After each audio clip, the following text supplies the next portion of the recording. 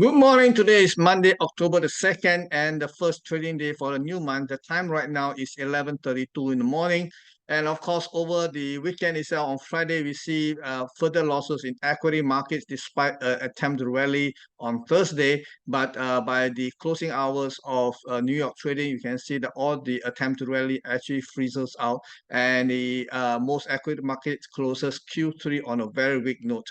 While that is the case, we also heard that over the weekend, there was a 11th hour agreement to avert a government shutdown when Congress actually agrees to pass through what we call a CR, which will give them 45 days to actually work out the appropriation bill, and failing which we will probably see the same thing again in 45 days time. So let's see what happens. And of course, on the side, the Republican Senate leader, Kevin McCarthy, actually went against his party and actually uh, avoided a shutdown, and now his political career is on the line. There are efforts by the hardliners within his caucus to actually oust him as the House Speaker, and if that's the case, it will complicate the negotiation for the appropriation bills that need to be passed by the middle of next month. Okay, so we will have to see this comedy that is actually unfolding in front of us. Now let's go into the market proper itself. And we're beginning to see, because of the aversion of a shutdown, equity markets in electronic trading session in the futures contract in the US equity markets has actually seen a rebound. We can see that the market is currently at just under 15,000 in the micro e-mini Nasdaq 100 itself. You can see that this is the gap left over by the Friday's close and this morning opening in electronic trading. So going forward, the immediate barrier to higher prices for the Nasdaq 100 futures is between the 15,000 to 15,115 levels. So do watch out for this level. If there's going to be an equality rally, then market may actually extend a little bit higher to 15,170 to 15,257 thereabout.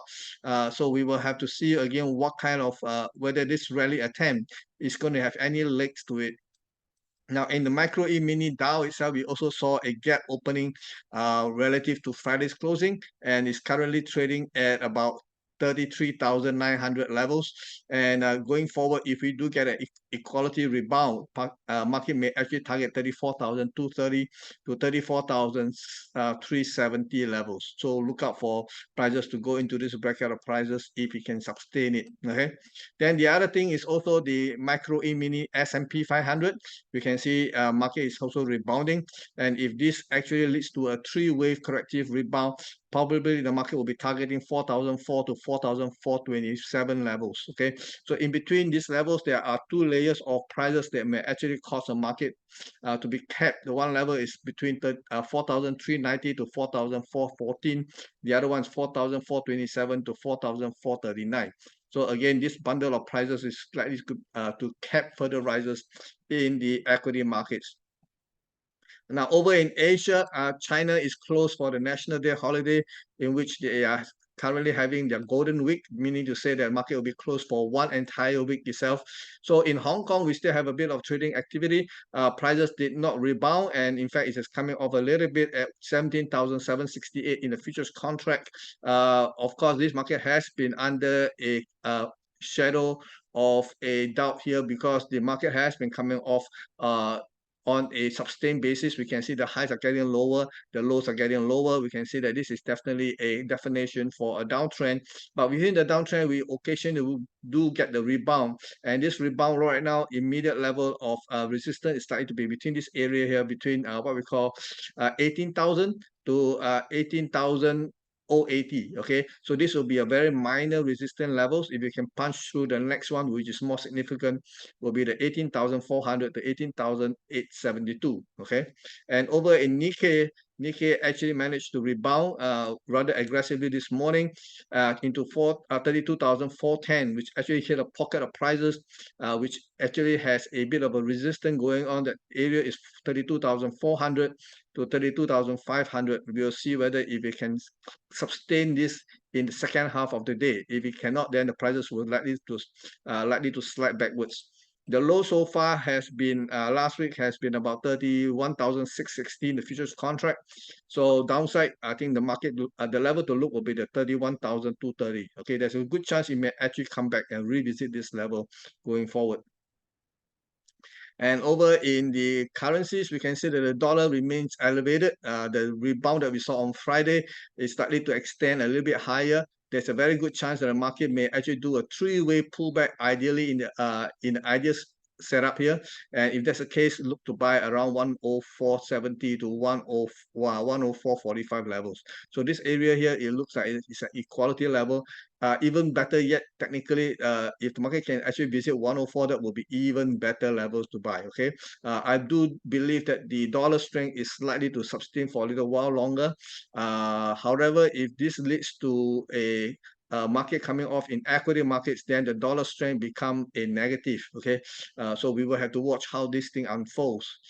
In the euro dollar, euro dollar has also rebounded on the back of a retreat in the dollar index, and immediate barrier to higher prices is about 106.34 to 106.74 levels. So this is the immediate level it must clear. So we will have to see again what happens. Over in the sterling remains under attack. The rally of not I would say rally, the rebound back to 122.70 appears to be freezing out, and if the market does breaks below 121 again, then I think the market is going to go for 120, which is a very nice round number here. So 120 could be achievable in the days ahead. In Aussie, we can see Aussie actually managed to punch all the way up to 0.65, which was what I was telling you guys last week, but it did not quite get into this bracket of prices between 0.6510 to 0.6535. Okay, so it actually dropped short at 0.6501, and it has been coming down. It looks like the market has already taken out this area of support here, and I will eliminate this. Now the market at the rate is going has been trading within these two bands between 0.63 to 0.65. So this 200-point range is where the market has been doing sideways movements for quite some time. So there's nothing to suspect that it won't do the same again. But even if the market do break below 0.6330, I think the bottom is probably around 0.6270 to 0.63 even. Okay. Dollar yen remains very elevated. This morning we have a new high in dollar yen. I would have to say these people are very gutsy. They still continue to take dollar yen higher, knowing that they are approaching a danger zone area between 150 to 152. Now, dollar yen is currently at high is 149.79 levels. Soon the big figure is going to change to 150, and that is where the danger actually lies. Okay, now of course we will have to be worrying about the potential for the intervention by the Japanese authority in a bid to address the slide in the Japanese yen. Dollar Canadian had a bit of a rush up on Friday, and it continues higher this morning. High traded is 135.85 levels, and this is a level of prices which may actually cap this run, because we have a equality move for one, and then we have a pocket of prices between 135.70 to 135.95 levels. So this level may actually cap this run higher. We will have to see. If that's the case, I would love to see a three-wave pullback targeting somewhere between 132.5 to 131.95. Okay, so that will be a equality move for this move from 136.94. Over in the crude oil, crude oil is still under retreat. We have a technical pullback in crude oil after hitting $95, and this looks like the market may actually drift lower to $89.34 37 cents to as low as $88.30. So this level is actually quite a good level to buy, although I would have preferred a much lower price at 86. But then again, we take what the market can offer. It looks like for the time being, the $88 to $89 seems to be where it is possible to actually address this pullback from the crude oil. Overall, crude oil prices fundamentals suggest that we may be seeing higher prices because we are beginning to see signs that Chinese retail market is coming back. And after this Golden Week holiday, when Chinese consumers will be out spending, hopefully this is going to be a story that we can take forward. I mean, you said that Chinese recovery will actually boost energy prices, especially the crude oil. Okay. Now, the one that actually took the headline was actually precious metal. We can see gold actually lost big time last week. In fact, it closed Q3 or the very weak note. September has been a terrible month for precious metals. We can see gold prices has lost almost $100 in September.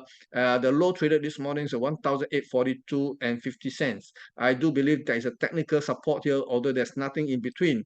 Technically, the market has already declined more than 200% or 2.618 if you take this a slide from this high of 1,947 and 40 cents. So this is in combination of confluence of prices that points to a possible support around 1,839 to 1,842 and 30 cents. So the low this morning at 1,842 and 50 cents is close enough in my opinion. So even if we get a rebound, I think the rebound is going to be kept somewhere in between $1,867 to $1,880. So look out for some kind of resistance going forward. There is a possibility we may see lower prices somewhere in the vicinity at $1,804 to $1,820. Silver is also unfolding in a aggressive sell-off. This morning we have silver going back to $21.82. Now this is within the bracket of prices at $21.47 to $22.09, which may offer some kind of a support for now. But overall, I do suspect that we probably will see lower price in silver going forward. So top side, I think the resistance is somewhere between $23.37 to $23.59. So by and large, if we do get a bounce, I think going forward, we probably will see another slide below whatever the low here currently is at $21.82. Okay. And over in Bitcoin, we do see a bit of a bounce this morning. No reason were given. At least I cannot find any reason for now. This move here does looks aggressive.